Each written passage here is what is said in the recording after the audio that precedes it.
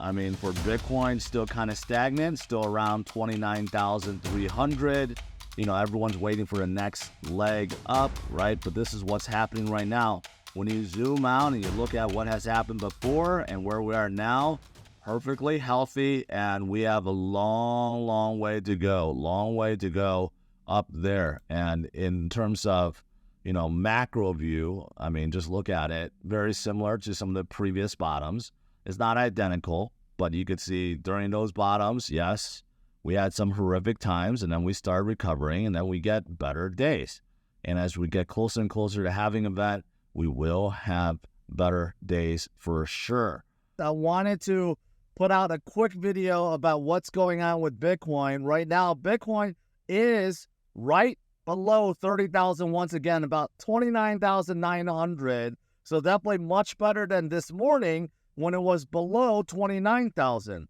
My video this morning covered the curve hack and the possibility of the founder being liquidated. Also, this other swap that was hacked, and a meme coin going belly up, right? So obviously they were not good, but Bitcoin is strong. I've always told you guys that Bitcoin is very, very strong, and we're right back up 1,000 points to 29,900.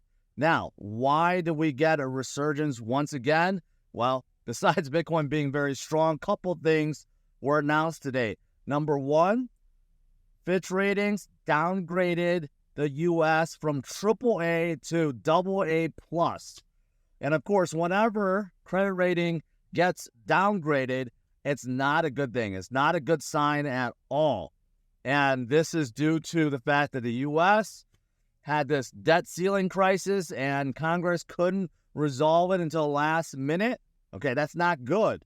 That's not good. We're already seeing countries around the world getting off the USD standard.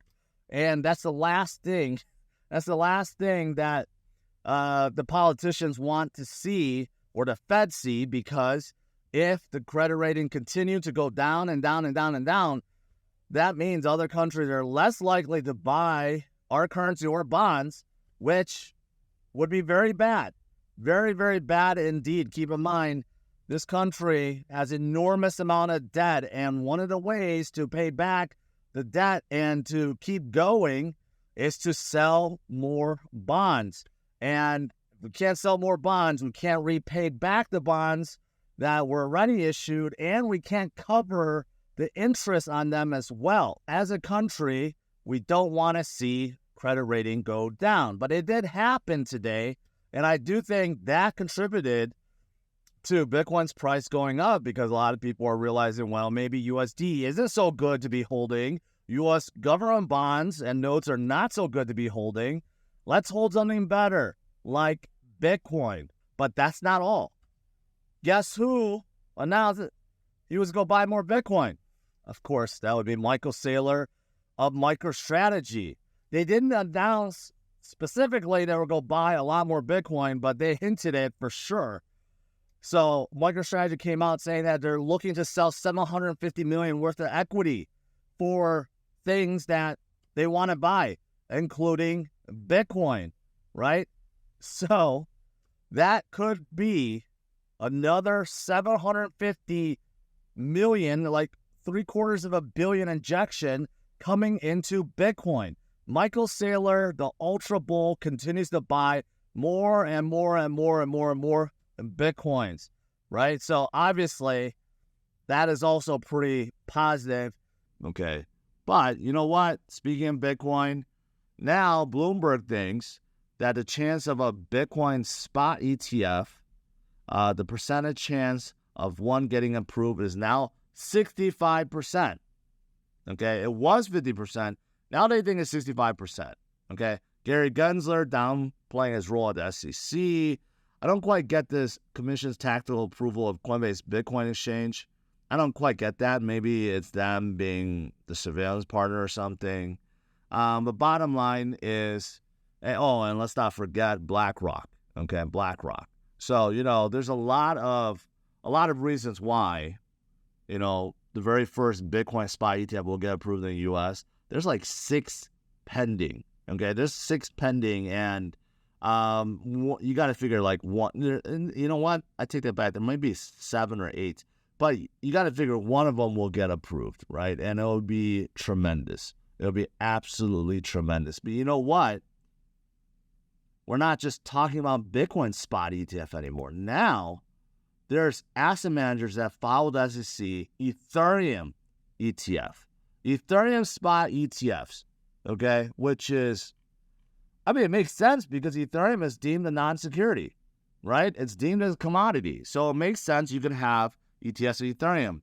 Bitwise, Roundhill, Van Eyck, ProShares, and Grayscale, some big players, okay, have filed with the SEC. Although, this is futures, okay? So I take that back. I thought it was spot. No, it's actually futures. So futures will probably get approved, okay? And then they will, excuse me, then they will go for spot ETF afterwards. But you know what? It'll be pretty cool, I guess, to have Ethereum futures ETF.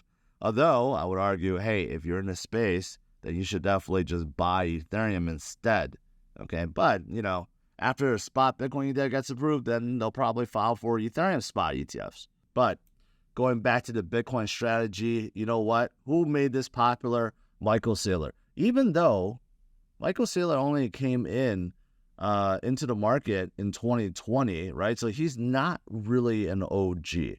I even came in before Michael Saylor, but you got to give him credit. He came in and made a huge purchase, like I think at the time 250 million or something like that, right? Make a big splash. He's definitely OG in terms of leading the corporate world, institutions, and getting them to put Bitcoin on their balance sheet. And he, of course, has done most of that. 150,000 Bitcoins on Microstrategy's balance sheet, right? That is, you got to give him credit for that. He came up with the Bitcoin strategy, and he says that they will continue the course even though Bitcoin ETFs are coming. But take a look at this, right? His Bitcoin strategy. Since August of 2020, MicroStrategy stock is up about 254%. You can see that even is better than Bitcoin and S&P and NASDAQ. And look at all the tech, the big tech companies, right? And even enterprise software. None of them have outperformed MicroStrategy stock nor Bitcoin, right? That is why the Bitcoin strategy works.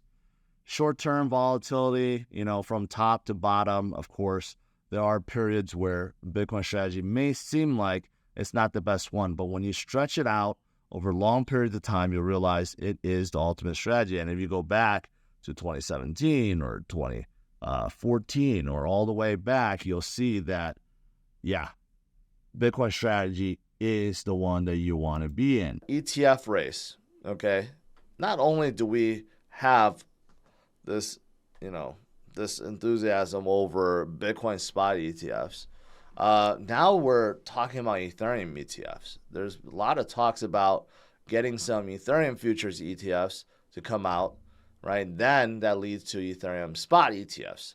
But ProShares, which is a huge fund manager, and Bitwise now are joining both, okay? So now we have two kinds of ETFs to look forward to, Bitcoin and Ethereum. And of course, Bitcoin spot ETF, we already have all these big boys, okay, including ARK, BlackRock, Van Eyck, Invesco, Fidelity, Valkyrie. Their final deadline is all before, like basically 1 month before the halving event, with the exception of ARK's. ARK's is 2 months ahead. So if they get the approval, then basically everyone else is going to get approval, right? So if they don't get approval, then BlackRock is next. It'll be interesting. But I'm thinking that if one gets approved, they're all going to get approved. But yeah, this just kind of shows you the big boys that want to enter the space, how much money will be entering the space after these get approved. And soon we're going to have Ethereum ETFs too, right? These are all for casual traders, retail investors, and or institutional investors. I think it's more for institutional investors. Because when they come in, they're throwing in billions. Well, Plan B summed it up pretty nicely here. Pretty nicely. Not buying Bitcoin now at below 30,000 is not like buying, well, is like not buying Bitcoin when it was below 10,000 in 2019, and not buying Bitcoin, and is like not buying Bitcoin below $500 back in 2015, right? These are periods when Bitcoin came back up from its bottom and then consolidated for months and upon months upon months. People got discouraged. People didn't trust that Bitcoin was going to go higher. People thought there was doomsayers that kept claiming that Bitcoin was going to fall below again, and all these scary things that was being spewed, right? And then guess what happened? Bitcoin moved forward, and then it formed a new high, and then it kept going, right? It's kind of like right now. We might be going sideways until 2024, but still, this is one of those periods where there's not time to be fearful.